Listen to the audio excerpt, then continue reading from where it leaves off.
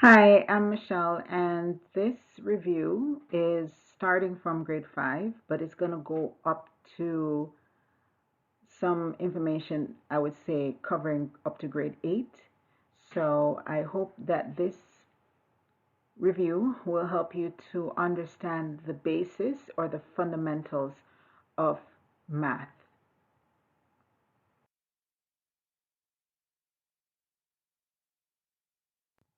In this slide, we're looking at the place, values, and number sense. Question, what is 2,887 rounded to the nearest thousand? So we know 1,000 is 2. That's in the 2 place value is 2,000.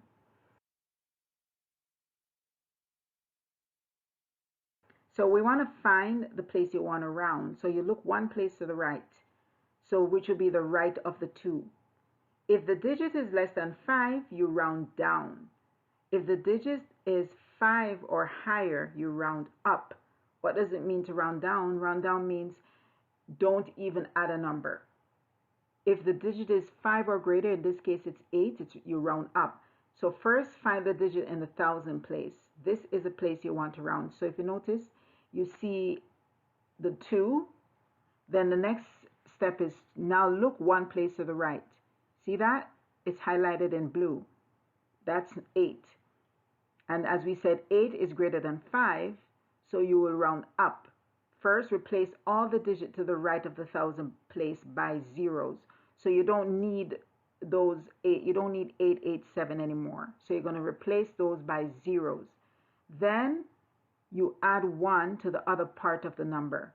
So the other part of the number was 2, you add 1. That's considered rounding up. Addition and subtraction, slide 2. So in this case, we are trying to add two numbers by rounding. So we're estimating the sum by rounding each number to the nearest thousand, and then we're going to add them. So this is like if you want to estimate two numbers, and then you just want to know what the sum of both numbers are, just randomly. You don't want to add everything. So you don't want to add the other parts of the numbers like 106, and then for 4,179 you know adding 179. So you want to try to figure out what will be the estimate value of the two numbers when you add them. So in this case, we notice that 106 is the number which is part of the 5,000, and the reason why we round 5,106, that's equal to 5,000, and then we also round 4,179 to 4,000. The reason is because the number right beside the thousand place value is less than 5, so we do not add 1. So we look at the one that we did before. We added 1 because it was an 8 number, which is greater than 5. In this case, number 1 is less than 5, so we're not adding anything there. So we get rid of the 106 and the 179, and then we just add the 5,000 and 4,000. So that's equal to 9,000. In question 2, the hydroelectric plant uses water to create electricity. Before water enters the plant, it passes through 2 filters. Engineers found a total of 657 pieces of litter in the filters. There were 194 pieces of litter in the first filter. About how many pieces of litter were in the second filter? Choose the better estimate. So in this case, you want to round each number to the nearest 100. So first we have 657, and we want to say that that will be rounded up to 700. And then the next number is 194, again round up. And the reason why we're rounding up is because if you look at the second digit, it's the number right beside the 6, it's 5 or greater than 5, so you add 1. So you notice down below you see the 1 added, so now it becomes 600 plus 1 is equal to 700. The next one, if you look at the second digit for 194, the 9 must be greater than 5. So if you add 1, you're going to end up with 1 200, and then now you can add the 700 and the 200, which will be equal to 900. So that's the answer.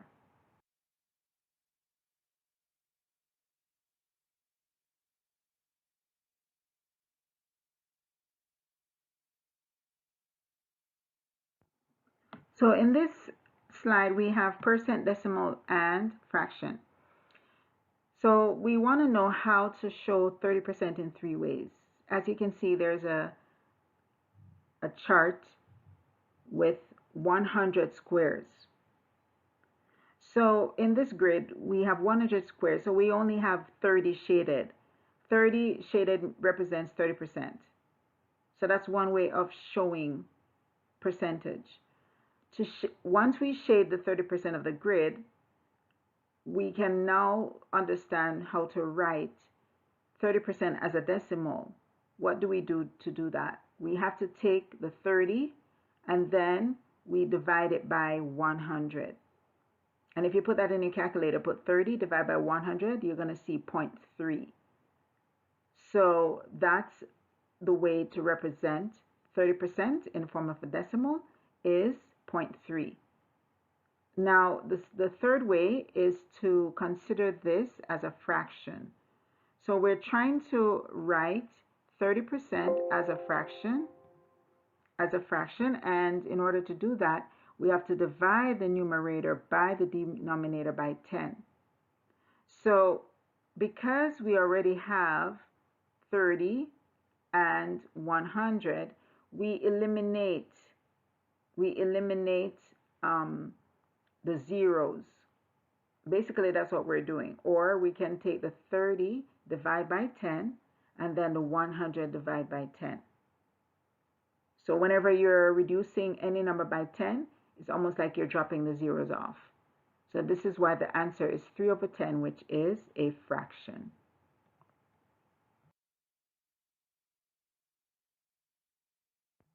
Topic 4, multiplying decimal. So when we're multiplying decimal, it's very tricky because here we have 0.2 times 53. So we're going to switch it up a bit. So first thing we have to do is to count the amount of decimal in the factors. And then the next thing we want to do is move the decimal point one place to the left for each decimal place you counted. So in this case, we know that we only have one decimal place because the 0.2 is considered a decimal place. So the first thing that's recommended is to multiply as if you would multiply a whole number. So you would pretend that the 0.2 is like a 2, and you would say 53 times 2. That's just the easiest way to do it. Once you know that 53 times 2 is equal to 106, then you move the decimal place to the left. So if you notice, I got the answer 106, and then I move the decimal place to the left, which means I take the decimal and I put it in front of the 6 instead of behind the 6. And so the answer is 10.6.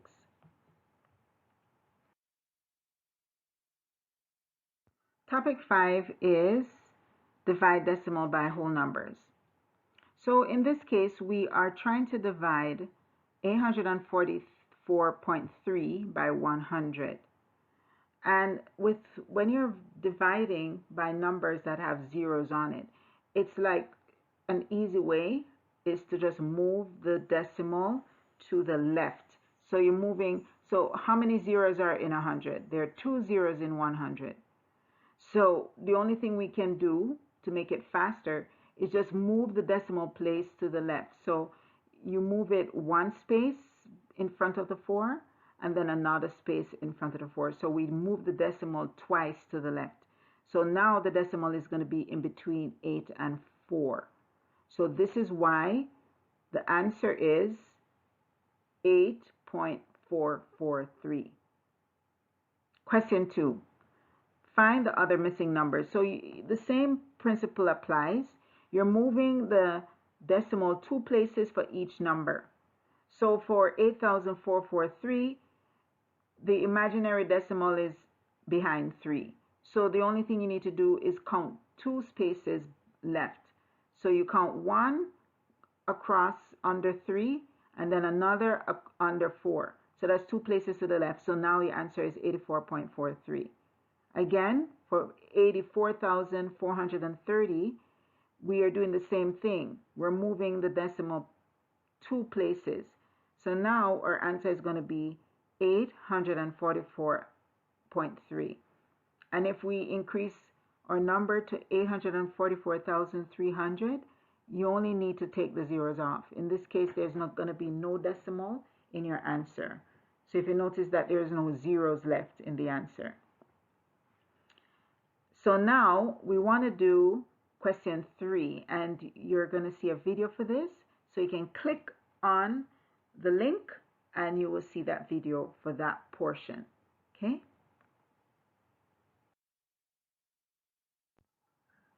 Exponents. In the slides, you have to consider what exponent means. It tells you how many times its base is used as a factor. Factor means the number that's being multiplied, the amount of times it's being multiplied. So exponents are used to write repeated multiplication. So if you have a number that's repeated by itself many times, you don't need to keep writing the number. For example, in this case, 5 times 5 times 5 times 5. You can just say, okay, so we have 5 multiplied 3 times, so you just put 5 to the power of 3. So in order to understand what it means, you have to look at the base. The base is 5. It tells you that that's the number that's being multiplied.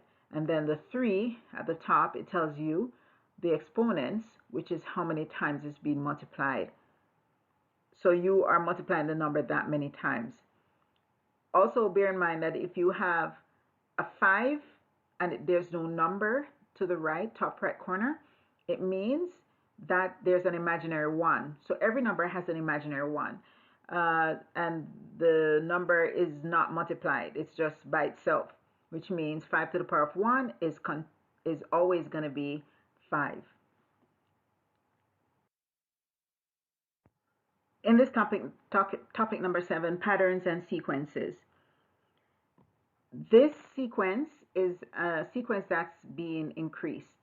So the question is, what is the next number in the sequence? So as you can see that the first number is 1, second number is 2, then 4, 7, 11, 16. So the hint is to find the pattern. Look at how much you add to each number to get the next number. So you have to look at the first number. The first number is 1. What did you do to get to 2? You add 1. What did you get to do from 2 to 4? You add 2. And what did you do from 4 to 7? You added 3. So each time it looks like we're increasing the amount of number, the amount or the value of the number that we're adding each time. So the first time we added 1, then 2, then 3, then 4, then 5. So obviously the last number that we're going to be adding, because we're looking for the last number in the sequence, is going to be 6. So we know that in order to add these numbers to get to the next number in the sequence, we have to look at the fact that we're adding by 1 each time. So you should add 6 the next time. So you'll need to add to 6 and 16 to find the next number. So 16 plus 6 is equal to 22. So the sequence is complete. So the last number highlighted is 22. That's the answer. Now let's look at question 2. Paula is sorting pencils into boxes. She puts 9 pencils in the first box, 14 pencils in the second box, 19 pencils in the third box, 24 pencils in the fourth box, and 29 pencils in the fifth box. If this pattern continues, how many pencils will Paula put in the sixth box? So this is a problem, word problem. So you have to write out the numbers that you see in the word problem. So you can't do the sequence unless you write the numbers out. So you write 9, which is the first one that they gave you. Then you do 14, 19, 24, 29. And you notice if you see the 9 to 14, what are you adding to get to 14? If you take 14 minus 9, you're going to get 5. That means you're adding 5. Do you see the same thing happening in the next one? Yes. 19 minus 14 is 5. So it looks like 5 is the common number that's been added each time. So if we look at that, we can say that definitely we're going to need to add 29 to 5 in order to get 34. So the answer is 34. So Paula will put 34 pencils in box number 6.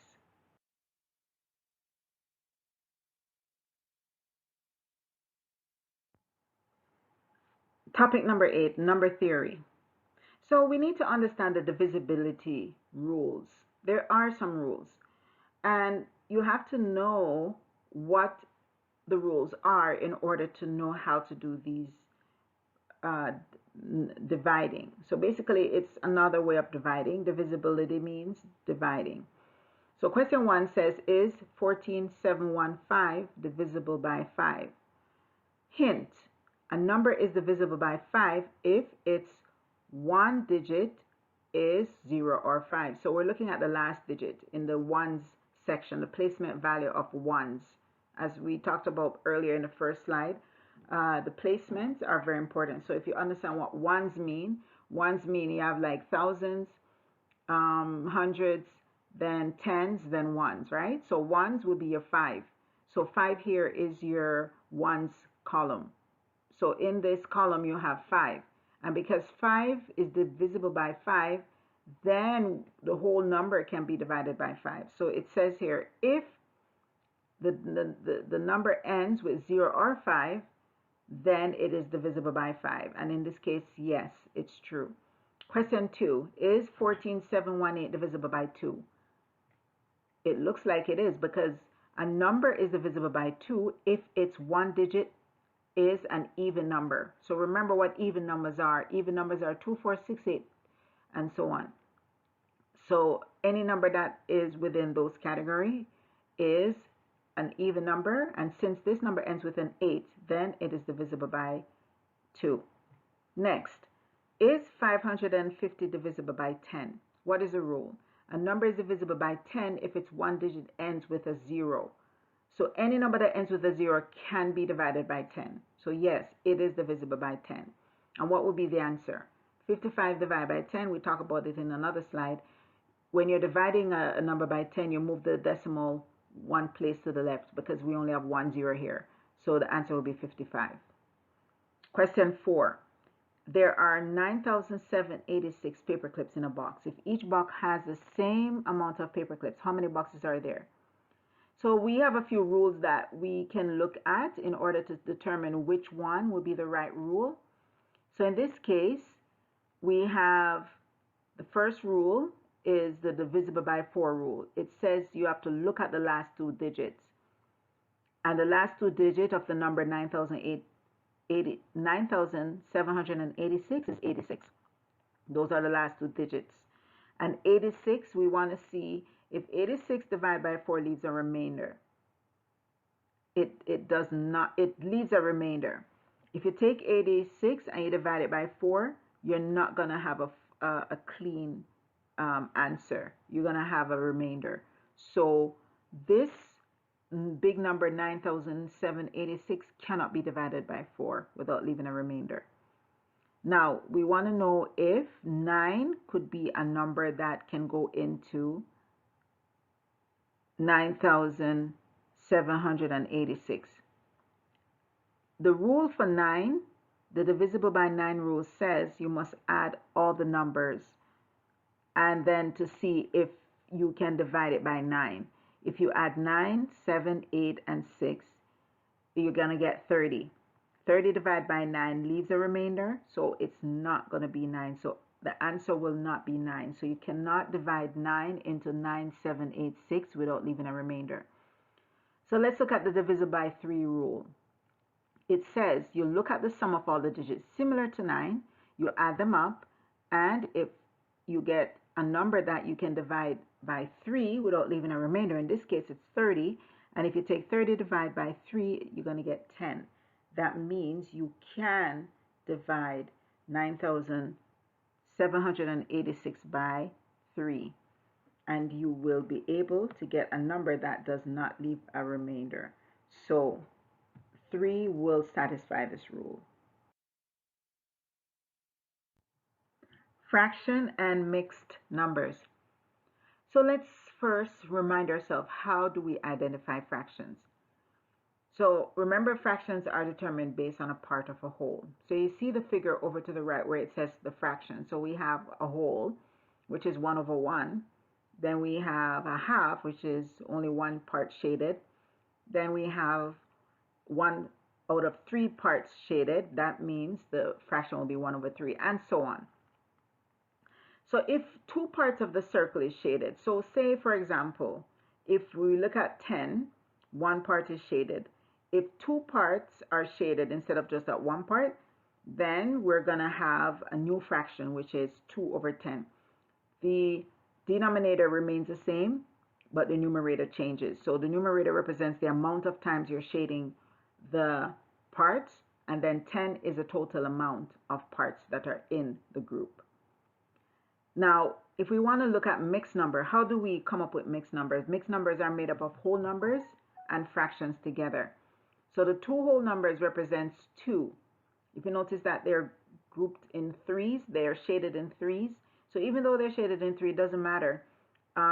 It's still fully shaded, so it means there's 2 wholes of 3s. That means that's 2. And then to the third circle has only 1 part shaded. So that's the reason why the fraction is now a mixed fraction, and it's 2 and 1 over 3.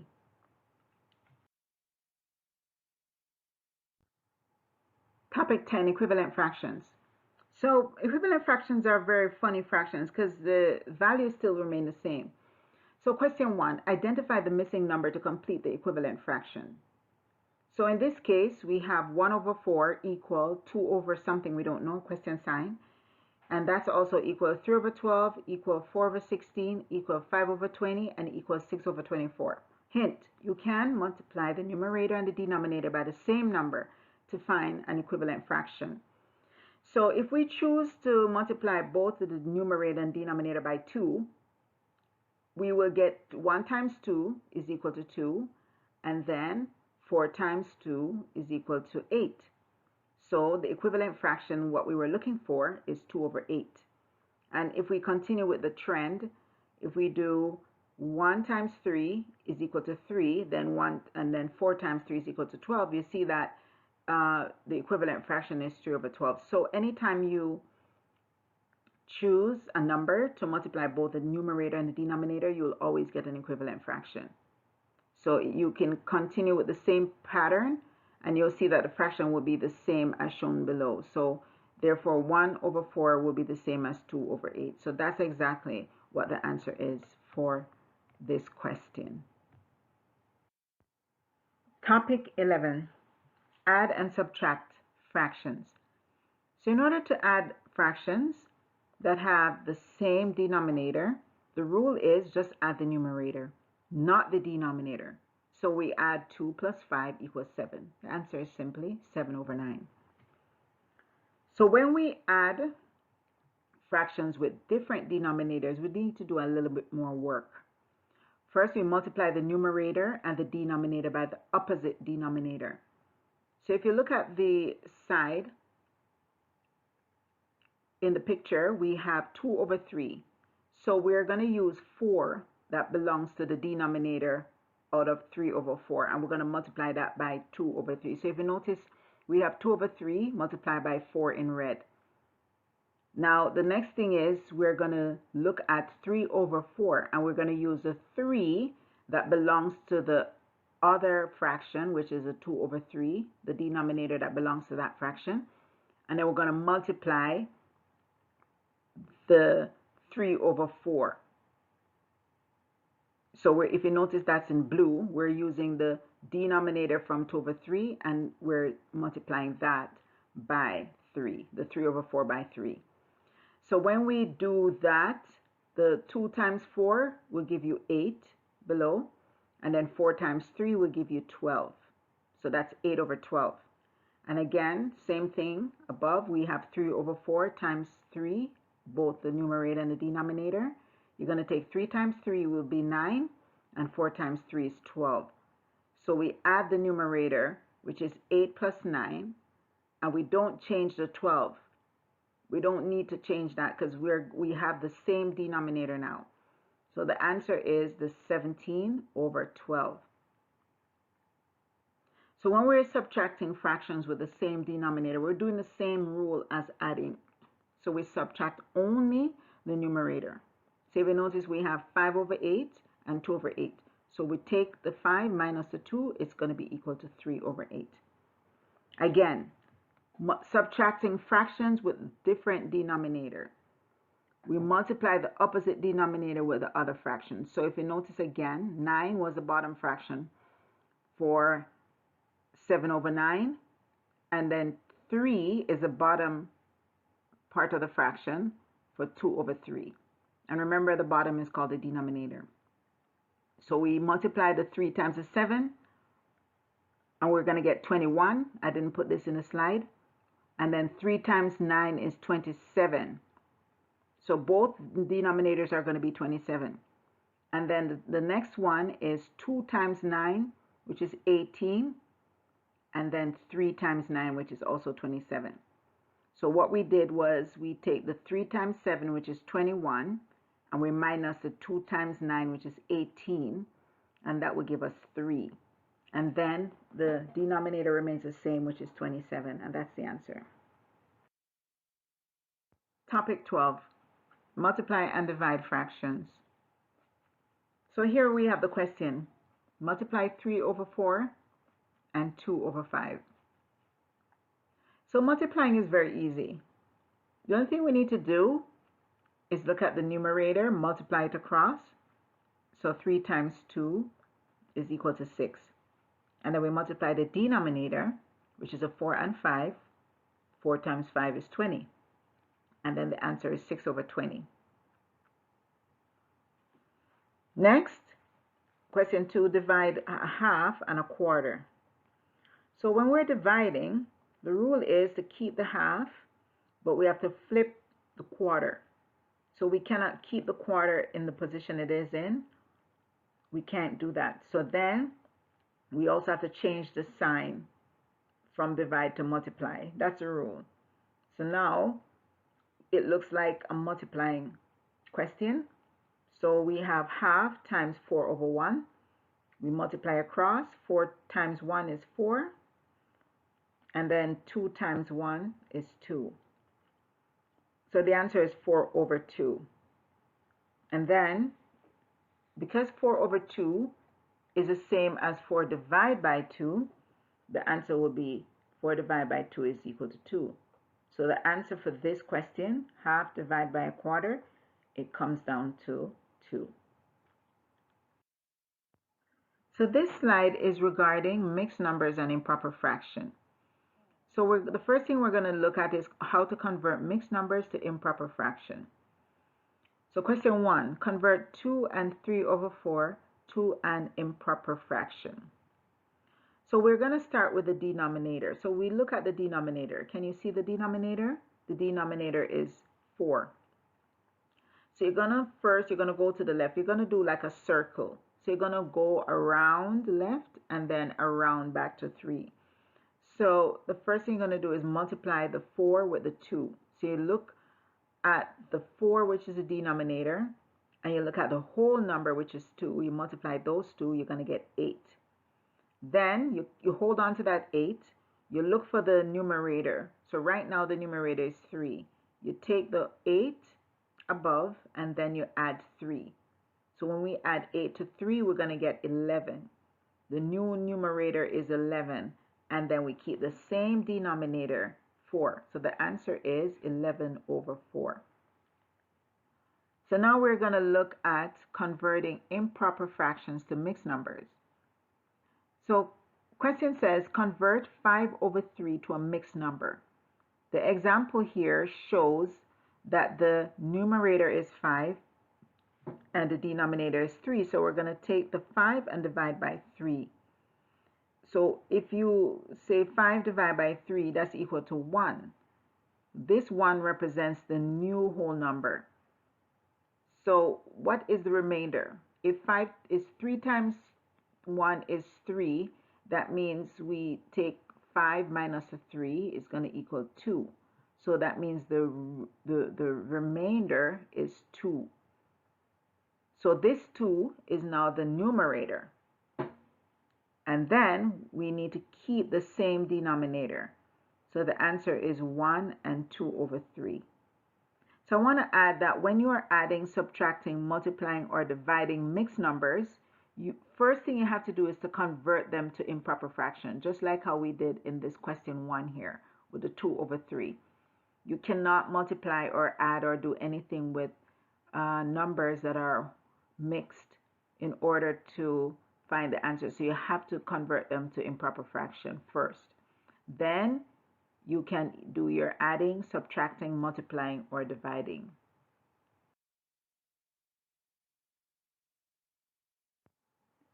Integers. Understanding integers on the number line. The first thing you have to consider is that a number line has numbers to the left and to the right. In the middle is 0. So on the right side, the numbers are positive. On the left side, the numbers are negative. When you add, you move to the right. When you subtract, you move to the left. So when adding any number, locate the first number on the number line. Then count the steps to the right. For example, for 1 plus 4 equals 5, the first thing we have to do is start at 1. So 1 is shaded in purple. And then we're going to move 4 steps to the right. So basically we're adding the 4 steps. So once you start at 1, you're going to jump 1, then 2, then 3, then 4 times. And then when you jump 4 times, then you're going to end up with 5. So 5 is your destination, which is the answer. Opposite, when subtracting a number, locate the first number on the number line. Then count the steps to the left. In this case, we started at 2. Then we're going to move 4 steps left to get to 2 minus 4. And once you move 4 steps left, you're going to end up at negative 2. That is your destination. So again, subtract, you move left, adding, you move right. And this is how we do the number line and how we understand negatives and positive numbers.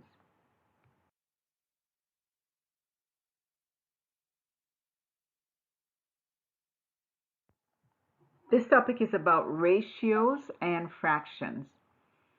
So if we want to understand ratio and fractions, they're related.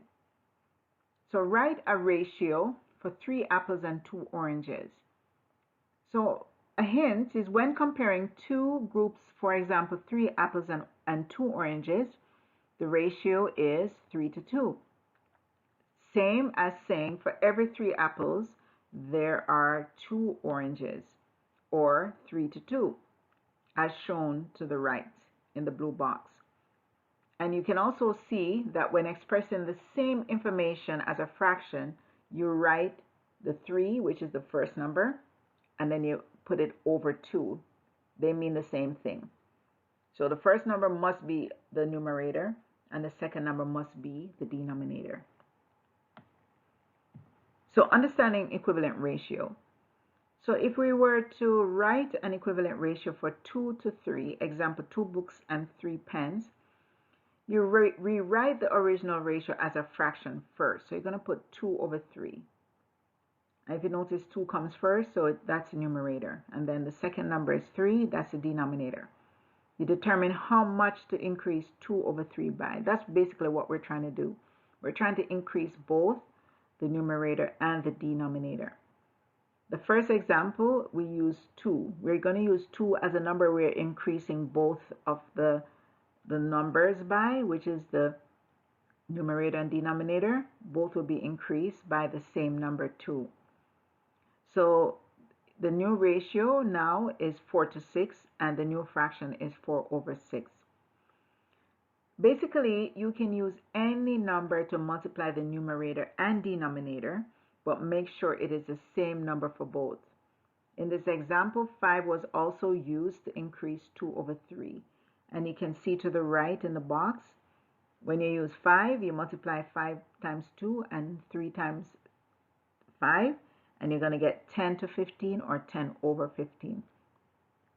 And you can also take a look at 6 to 8 or 6 over 8, which is on the right side in the box. First 2 was used to double it, and then 5 was used after to show 2 equivalent fractions. So you can see 18 over 24 and 30 over 40. And only because you're using the same number for both the denominator and the numerator. Coordinate plane, topic 16. So in order to understand how to do graphs, we also need to understand the quadrants.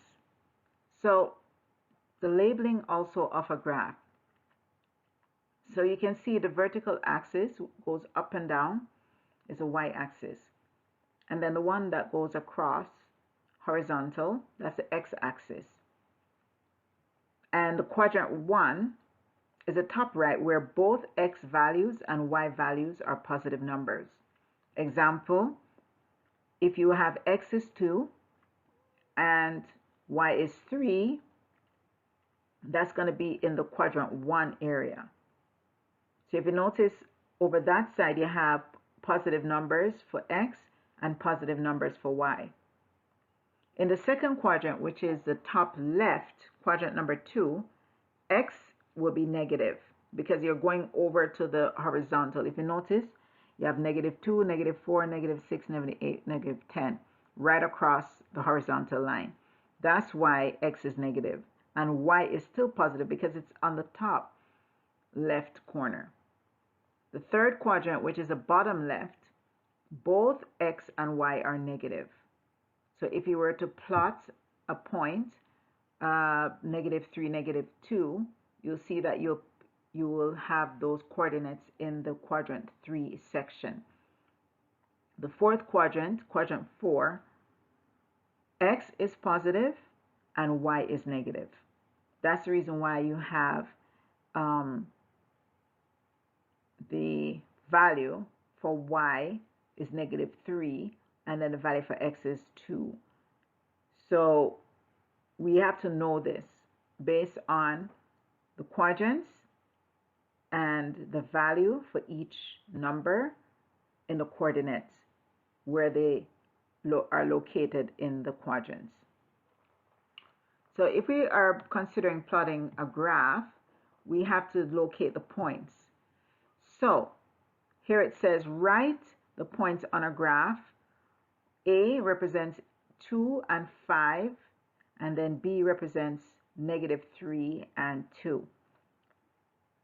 Again, remember x is a horizontal, so count across for x. And then y is a vertical, so when you count or you relocate the points, you're going to go up and down the y-axis for y.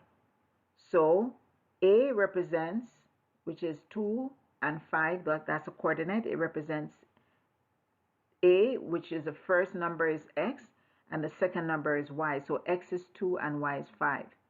This is just to help you to understand how to read a coordinate and how to remember which one is x and y. And the same thing that you need to do for B and C, D, E, and F. You can try that on your own.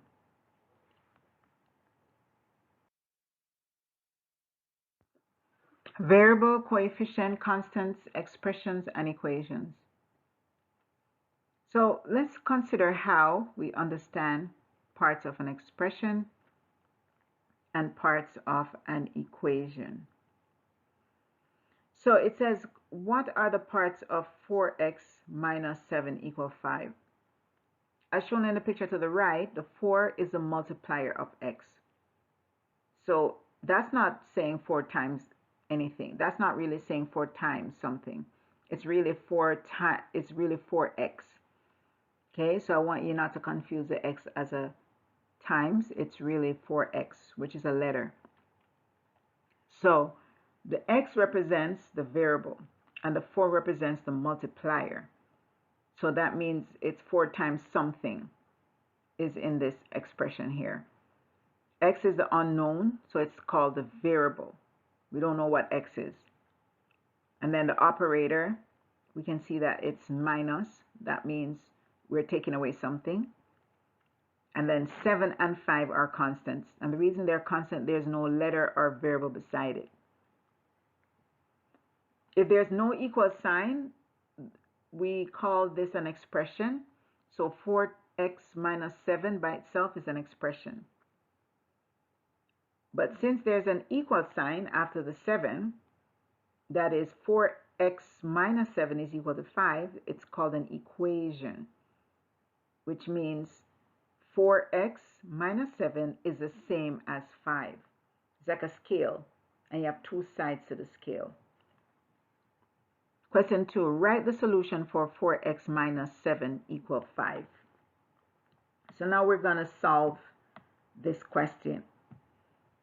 To solve, move the numbers to the right to isolate x. So we're moving everything away from x. That's what we're trying to do. And we use the opposite operation. For example, if originally we used a positive, then we're going to use a negative, which is if we use a plus, we're going to use a minus the second time. And if first we use a multiplication sign, then the opposite is going to be a dividing sign.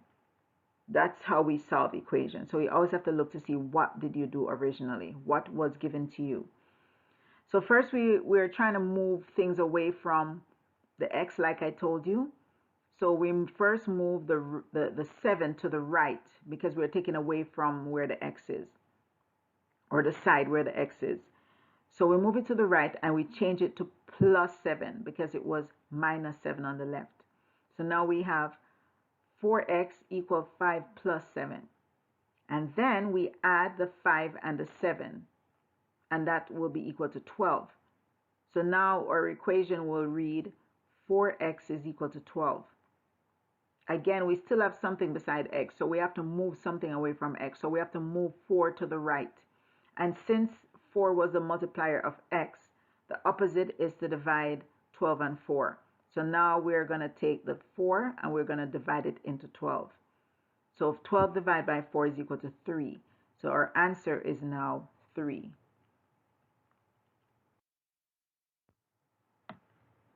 In this section, we have data and graphs.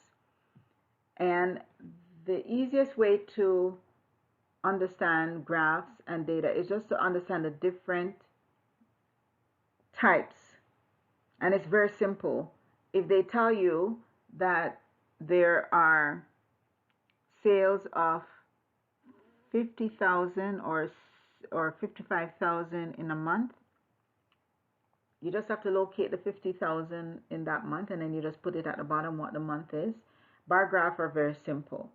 So bar graphs are used to compare things between groups or to track changes over time. So if you have a group of countries that want to determine which sports are their favorite sports, so everybody's gonna say what, like if say the favorite sports is basketball, so how many people in that country likes basketball? How many people in like say Jamaica like basketball? How many people in Canada like basketball? And that's what you would be putting down for a bar graph to compare things between different groups. So the groups would be countries, and the thing that we're talking about is basketball. Line graph is used to measure distance and time. So like if you are traveling somewhere and then you rest for a little bit, or then you move from one place to the next in a short within a time frame, then you use a line graph to show the traveling and the time and the distance and all that. So that's why a line graph is a continuous graph, which shows the information based on something that's continuing to happen.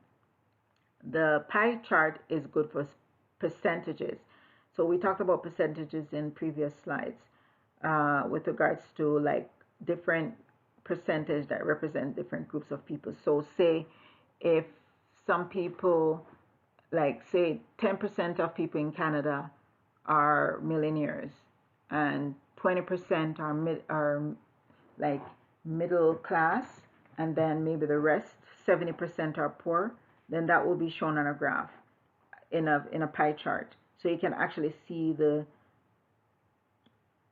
relationship between all the people in Canada and how wealthy they are or how poor they are, something like that.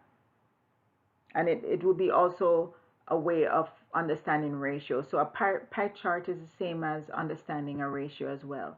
So you can use a pie chart to understand ratio. In a picture graph, it's used when comparing statistics, like in a business, or when wanting to see a picture of counts of categories. So here we have students' favorite color. So you show the color, and then you just count the amount of students that like that color. Basically, that's what it is. So that's a picture graph. So you can actually see the colors, and you can see how many people like that color in one shot.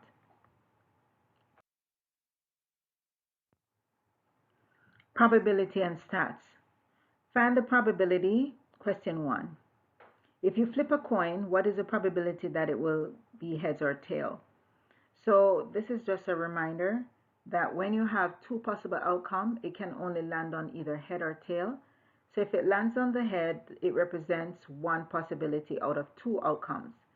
So the probability will be half.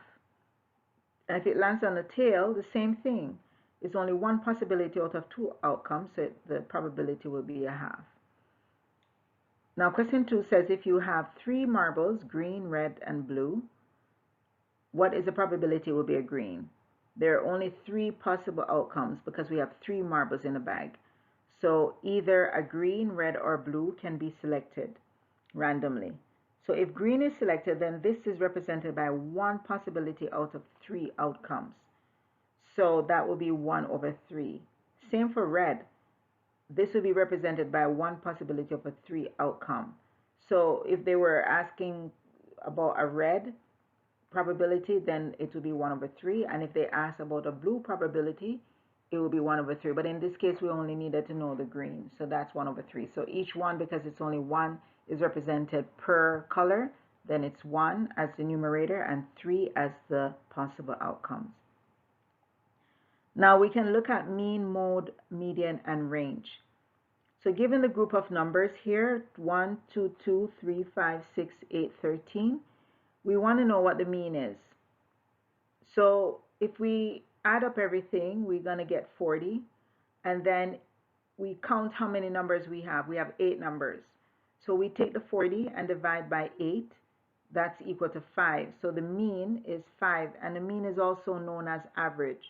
Everybody talks about average. This is how you do a regular average. Now mode is like asking which number is the most in the list. So if you look at the list, you see 2 is there twice, right? So because 2 is there twice, then you put the 2 as the mode. And a trick for me is mode sounds like most.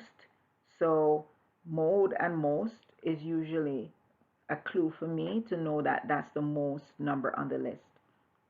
Median sounds like middle because there's a D in there. So that's my other way of figuring it out. And median is the middle number. So you find the middle number. And in this case, because we have 8 numbers, so we have to look at the 2 middle numbers there. So 8 numbers and 3 and 5 are the middle numbers. So we add 3 plus 5 is equal to 8. And then we divide that 8 by 2. So the median is 4. This is very strange. If we didn't have 8 numbers and there was a number in the middle, then we just select that number. If there were 9 numbers, and say if we had 2 3 times, then we would just select a number in the middle, and that would be your median.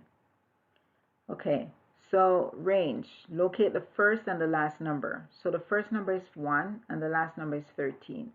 We just add the 1 and the 13 and we get 14. We divide the 2 numbers. Once you add them, you divide it by 2 and the answer is 7. So the range is 7. In this slide for angles and triangles, it's just a refresher. Just to remember, this must be studied. You cannot do any angles or any triangle calculation without looking at the angles and reviewing it.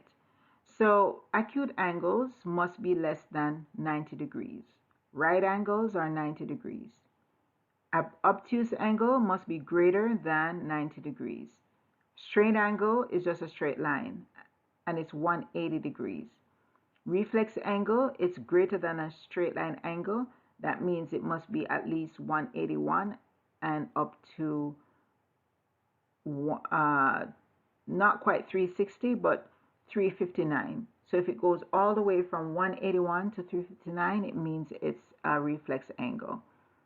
Adjacent angles are angles that are beside each other, and they are the same value. So they are the same, they are right beside each other, and they're the same value. The complementary angles, they must be equal to 90 degrees. So both angles, when you add them, they must be equal to 90 degrees. Supplementary angles are angles that must add up to 180 degrees. So if you notice, the supplementary angle, it almost looks like the straight angle, but then there's an arrow in between it. So if one is 20 degrees and the next one is 160, both of them would add up to 180 degrees. So those are supplementary angles. Vertical angles, they have the same vertex, and they are usually within, they would be within something that forms an X. So if you have angles that form an X, no matter what they are, the opposite angles on both sides, they will be the same. So they will have the same value. So once you form an X, the angles across from each other, so top and bottom will be the same, left and right will be the same. And the triangles, you just have to remember the triangles. Your equilateral triangles, they have the sides are equal and the angles are equal. And an equilateral triangle, all angles are 60 degrees. So 60 degrees angles within an equilateral triangle. And the sides are equal. That's why you have the double lines on all three sides. The isosceles triangle, that must be, two sides must be equal. And then if you draw a straight line from the top straight down, it must be symmetrical. Scalene triangle have no equal sides and no equal angles. The acute angle has three angles that are less than 90 degrees or equal to 90 degrees. So the acute angle, one angle is 90 degrees and the other angles, well, actually all three angles are 90 degrees, less than 90 degrees. So that's called an acute angle triangle. And the right angle triangle, only one is 90 degrees. And then you have the obtuse triangle, only one angle is greater than 90 degrees. So when you're doing your questions, you'll notice that this is true when you have angles that represent these shapes on the screen.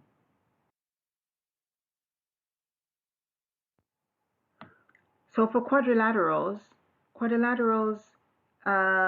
they cannot be triangles. So they must be bigger than triangles.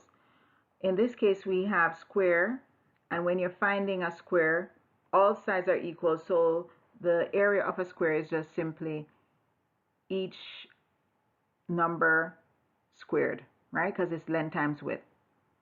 A rectangle is length times width as well, but it won't be the same as square because only two sides are equal. Parallelogram is similar to like a triangle, but in this case, normally a triangle you do half the base times the height. So in this case you just do base times height. So you will have to find anywhere it can be a base. It could be the bottom or the top. That could be a base. And then the height must be the corner straight down. Okay, so any corner straight down that looks like a triangle, when you form that height, that's the height. The trapezoid, not rhombus, is half times a plus b times height. So the a will be the top and b will be the bottom. So it's like two bases almost. And then you multiply it by height. So it's very similar to the area of a triangle, which is half the base times the height. But in this case, it's half times a plus b times height. So the a will be the top and b will be the bottom. So it's like two bases almost. And then you multiply it by height. So it's very similar to the area of a triangle, which is half the base times the height. But in this case, it's half times the top and the bottom. Remember bed mass? So you have to add both the top and the bottom. Then you multiply that by the height, and then you divide that by 2 or find the half of that. The rhombus is similar to like a triangle as well. So in this case, you're going to do half of the distance of D1 and D2. D1 is the height times D2, right? So the height of the first half of the shape, and then the second half of the shape, the height. So the tallest part from the vertex all the way down to the base. And that's half of both multiplied by each other. That would be your rhombus. The kite is very similar. You use the same area, base times height, and you find half of it. And then you can also review the other parts to this, the quadrilateral features. So parallelogram, the opposite sides are equal and they're parallel. Okay? And they also, the opposite sides also have same angles. Same angles. The square, all the sides are equal and they measure 90 degrees. Same for rectangle. They are not all equal in terms of sides, but they all have angles that are 90 degrees. The rhombus, all the sides are equal, and also the opposite angles are equal. The trapezoid, opposite angles are parallel, and the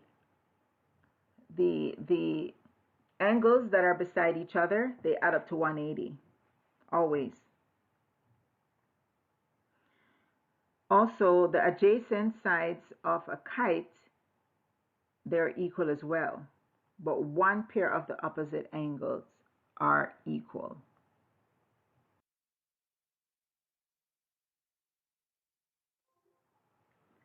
Symmetry and transformation.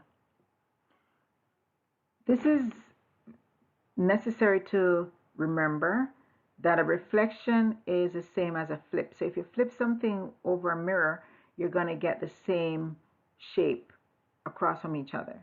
Rotation is to turn around a point. So you're not going to, so your base, so say for example this arrow, the arrow will always, the base of the arrow will always be at the center of, like if it's at the origin.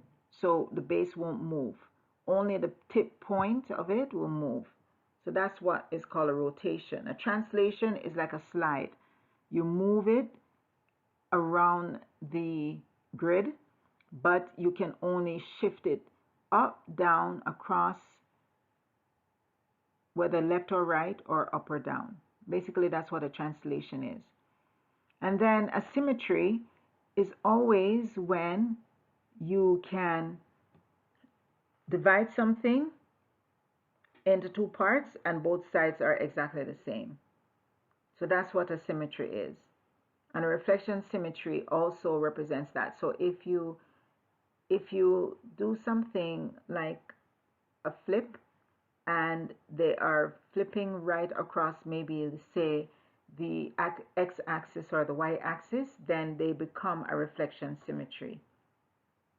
And then you also have a rotational symmetry where the bottom of the shape is rotated around maybe the origin, and then if you look at the shape, it looks like a symmetrical example of a shape on a grid where it's rotated and it doesn't shift the way how the shape is positioned. So that would be a rotational symmetry. And when something is similar, it looks like, even if it may be a different ratio. So for example, you see the heart shape and then the big one and the small one, and then you have the pentagon, the green small pentagon and the purple pentagon. They have similar shape, but they're not the same size. So that's what similarity is. They look the same, but they're not the same size. The congruent now, they must be the same. Even if they look like they're shifting all over the place. One is upside down, one is right side up. The pink is upside down, the purple is right side up, but they are the same size, so they are congruent. And the balls are the same size, even though they are turned in different positions, but they are the same size, so they are congruent. So that's the difference between similar and congruent. 3D figures. So this is self-explanatory because you're going to get questions that are asking about the edge, the vertex, and so on of each shape. So you just have to study the properties of the 3D shape. And you have to know the difference between a cone and maybe a pyramid, or a cuboid and a cube. A cuboid is like a rectangle, and a cube is exactly the same, like all the sides are the same. But a cuboid does not have all the sides the same. And then a triangular prism, you have to know the difference between a triangular prism and a square base prism or pyramid. So both of them have a triangular look, but one has a square base pyramid and one is a triangular pyramid. Also the tetrahedron, how it has a triangular base. So it's not like the square base pyramid, it's like a triangular base pyramid, which is different. And then a sphere, you know, a sphere has one face, one edge, there's no vertices. And similar to a cylinder, it does not have a vertice as well. So you just have to know the facts when you're looking at the shapes.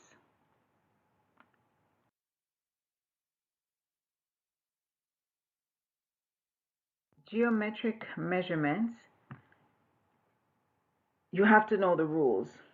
You have to know the formula in order to do the questions.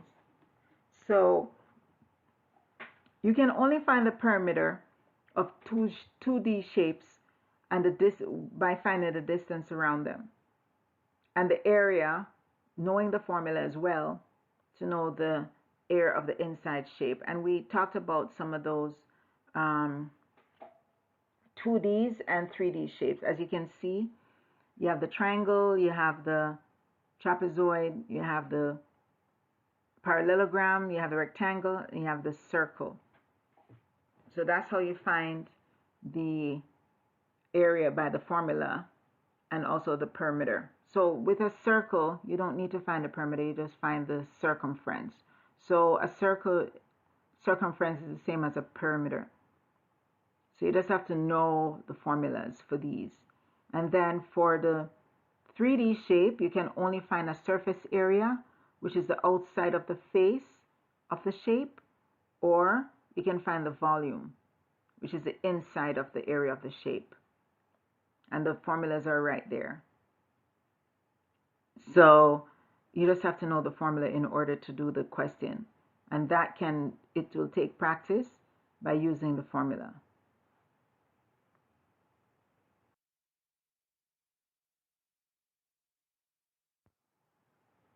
Thank you for engaging in this presentation, and I hope that if you have any questions, you can feel free. My number is on the screen. You can call me, let me know what your issues, or if you need clarification for anything. I'm free and available to respond. So happy studying and happy learning, and I hope you can grasp as much as you can from this presentation. Thank you.